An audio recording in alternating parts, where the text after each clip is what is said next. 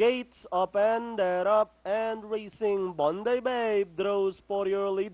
Theatrical Kiss at the center, Jumping Jonah.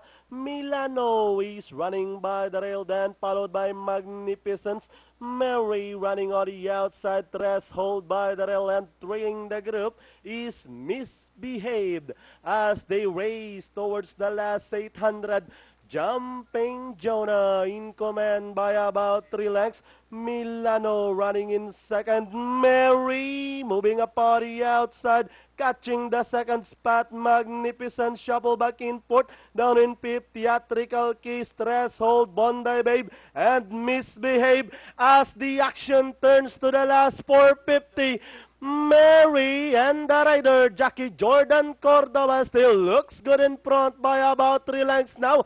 Jumping Jonah, Threshold moving up by the rail. Milano is on the outside, Magnificence, and down the stretch they come.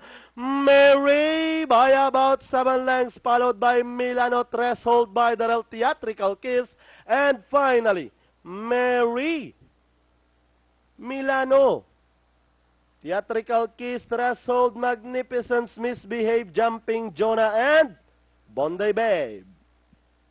Impressive win for